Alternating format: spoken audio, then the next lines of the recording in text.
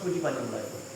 সৰহকৈ পানী ওলাল আৰু তেওঁ কৰিলে বোলে প্ৰভু এটা মোৰ অনুৰোধ, যেতিয়ালৈকে মোৰ জীৱটো শৰীৰৰ পৰা ওলাই নাযায় আপুনি কিন্তু মোক এৰি নিদিব, এৰি নাযাব দেই প্ৰভু। এৰি নাযাব। চাওক সেই কথাখিনি আমাকে কৈছে যে আমাৰ এটাই, আমি যিমান যি নকৰোঁ কিয় এটাই আমাৰ মূল লক্ষ্য হ'ব লাগে। সেইটো বহুতবাৰ ভাগৱতে কৈছিলে প্ৰভুসকল যে মৃত্যুৰ আগমুহূৰ্তত যদি আপুনি অকণমান কৃষ্ণক চিন্তা কৰি যদি সকলো মায়া মোহৰ পৰা যদি আপুনি সেই মুহূৰ্তত মুমূৰ্ষ অৱস্থা আৰু 1 ছেকেণ্ড বা 2 ছেকেণ্ড আপোনাৰ জীৱ জীৱন আছে, সেই সময়ত যদি আপুনি একান্ত মানে কৃষ্ণৰ চৰণত আপুনি শৰণাপন্ন হ'ব পাৰে, তেনেহ'লে আপোনাৰ আজন্মৰ পাপ নাইকিয়া হৈ আপুনি মোক্ষ পাব। এইটো কথা কিন্তু গীতাতো কৈছে, ভাগৱততো কৈছে, পুৰাণত কৈছে, বেদত কৈছে যে আপোনালোকে কি কৰক, আশা কৰক। এতিয়া আমি আশা কৰিছোঁ যে আমি যেতিয়া সদায় এনেকৈ লৈ থাকোঁ তেতিয়া আমাক আকৌ আনে শিকাব নালাগে। গতিকে কৈছে, বিষ্ণুৱে কৈছে প্ৰভু আপুনি কিন্তু মোক এৰি নাযাব, মোৰ জীৱটো থকা মানে যোৱাৰ সময়লৈকে।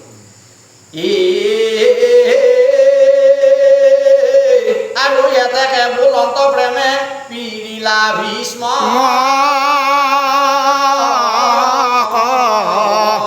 ধাৰে বহি যাই দুই নেতৰ লোক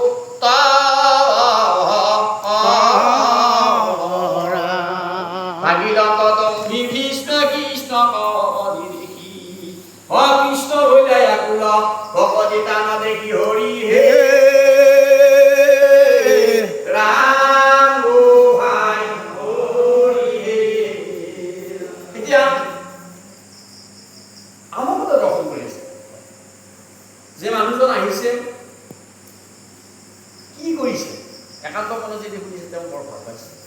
আৰু যদি আমি বিভিন্ন চিন্তা ভাৱনাই থাকোঁ, ঘৰত কালি এতিয়া ফিল্মত বহুত দেৰি হ'ল, কালি মোৰ মুখ কামাখি তেনেকুৱা যাব নোৱাৰিমে নেকি ৰাতিকৈ, এইবিলাক যদি আপোনালোকে চিন্তা কৰি থাকে আমাৰ একো কাম নহয়।